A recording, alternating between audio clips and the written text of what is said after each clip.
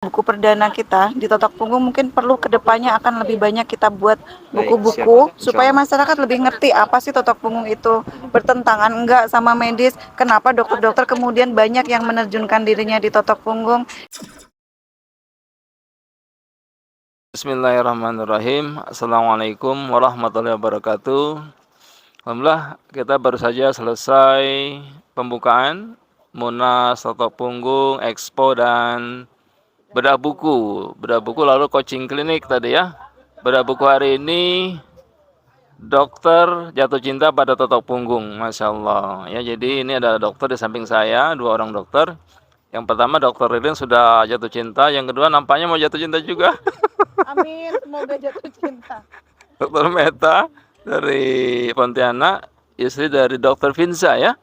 Masya Allah, kemarin kita dengan dokter Fiansa itu ke Pulau Seribu, Baksos di sana ya. Alhamdulillah beliau bisa datang dari Kalimantan ke Cigudeg Bogor. Ini markas Totok Punggung Indonesia ya, kampung halaman Totok Punggung Indonesia. Disinilah awal Totok Punggung berawal ya. Kalau dari Batam Pak Awal berawal dari Pak Awal. Oh, ini berawal dari sini insyaallah. Alhamdulillah, semoga ke depan dengan semakin bertambahnya apa itu dokter ya, maka ke depan penyebaran Totok Punggung semakin masif di Kalimantan terutama, karena dokter Meta ini dari Kalimantan Barat, Pontianak.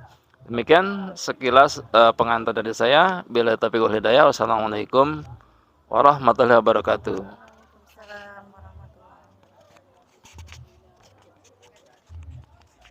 Assalamualaikum warahmatullahi wabarakatuh. Salam Topung, sahabat-sahabat setanah air, pecinta Topung dimanapun berada. Sore ini saya masih berada di kampung halaman Totok Punggung di Cigudeg Bogor. Kali ini saya bahagia sekali ketemu sejawat saya yang kayaknya jauh lebih muda dari saya. Saya belum pernah ketemu, baru ketemu sore ini tadi gitu. Walaupun saya udah baca namanya ada di list peserta Munas ya, saya udah baca namanya, baru ketemu hari ini. Perkenalkan dok, nama siapa? Iya, nama saya Dr. Meta, asal saya dari Kalimantan Barat. Dr. Meta dari Kalbar. Iya, bersama suami saya ada. juga dokter dan mendalami Totok Punggung. Ini Udah berapa lama? Suami ikut Totok Punggung udah berapa lama? kalau kenal Totok Punggungnya dari setahun ini belakangan ini dok, dan kita juga saling totok lah kalau suami istri ya gitu. Jadi memang mendalami juga dan alhamdulillah manfaatnya luar biasa juga gitu. Di Kalbar udah sering ada kegiatan-kegiatan Totok Punggung suami istri? Jarang. Oh jarang ya. Jadi memang kalau di Kalbar, di Pontianak khususnya, kalau misalnya mempelopori Totok Punggung kayaknya lebih keren sih gitu. Oh gitu Pengennya ya. sih gitu ya. Harus bisa dong, harus bisa gitu. Bener. Selamat bergabung di bumi apa namanya Totok Punggung di Cigudeg. Mudah-mudahan Dokter Meta dan suami siapa namanya? Dokter Gustaf. Dokter Meta dan Dokter Gustaf bisa terus berkiprah. Amin. Membesarkan syiar Totok Punggung di Indonesia. Amin. Amin. Semangat. Nama saya Gustaf Fianza Fahresa Pradana, biasa dipanggil Bang Finza, Bang Gustaf atau Dok Fins atau Dokter Gustaf. Alhamdulillah saya mungkin bisa disebut perwakilan dari teman-teman Tokuris di Pontianak, Kalimantan Barat. Tapi memang kalau secara suku bangsa saya dari Jawa Tengah. Oh, Masya Allah. Tos dulu ya. Sama. Purworejo, Jawa Tengah. Sama Purworejo. Serius? Serius? Ibu Purworejo, Bapak Semarang. Masya Allah. Sekampung ternyata sahabat Topung dimanapun berada. Cuman tinggal di Pontianak dari usia 5 tahun. Jadi udah jadi orang Pontianak. Gitu, Istri dok. orang mana? Alhamdulillah istri saya orang Minang dan dokter juga. Iya, tadi udah ketemu. Kesini. Ada ya? Tadi udah ketemu, iya. Iya. Dok, kapan Latsardamnya bergabung?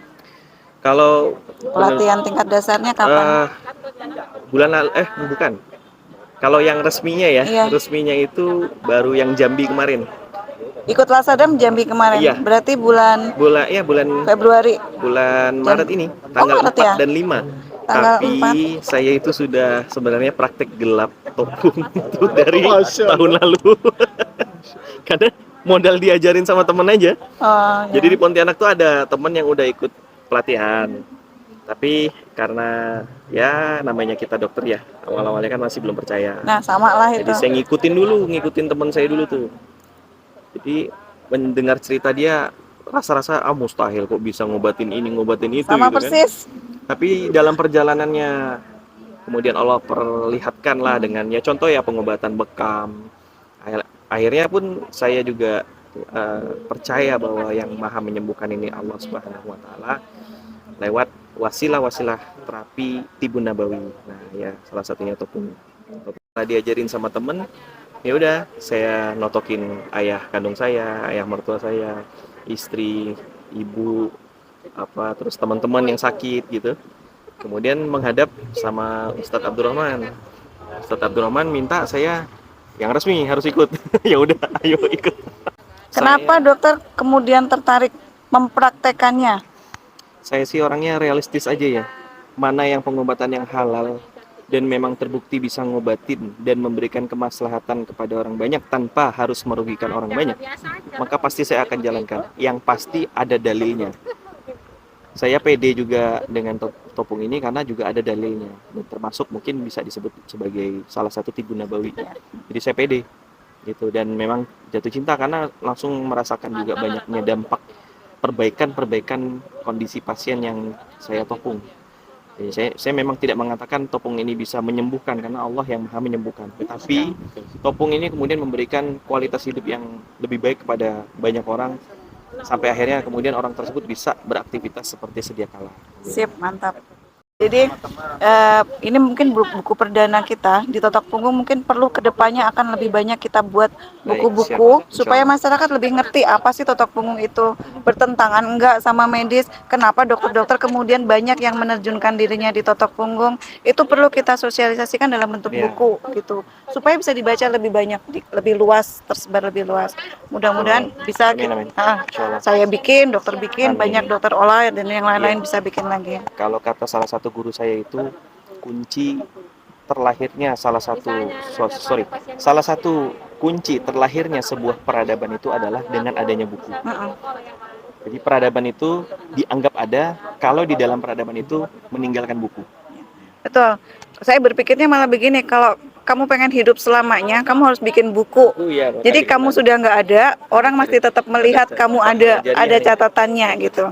Beliau ini adalah Pak Andi. Pak Andi ini adalah tokoh dari Kalimantan Selatan, begitu. Pandangan saya sih dokter sejati itu adalah dokter yang tidak menutup mata terhadap ilmu-ilmu baru. Apalagi ilmu yang kemudian sudah ada dalilnya, ilmu yang kemudian Rasulullah mengamalkannya itu. Bagi saya sama berarti kita sefrekuensi nih dok. Makasih Pak Andi, makasih Dokter Gustaf ya saya panggilnya ya. Iya oke. Makasih, billahi taufik wal hidayah. Assalamualaikum warahmatullahi wabarakatuh. Salam topung. وإذا مرضت فهو يشفين وإذا مرضت فهو يشفين وإذا مرضت فهو يشفين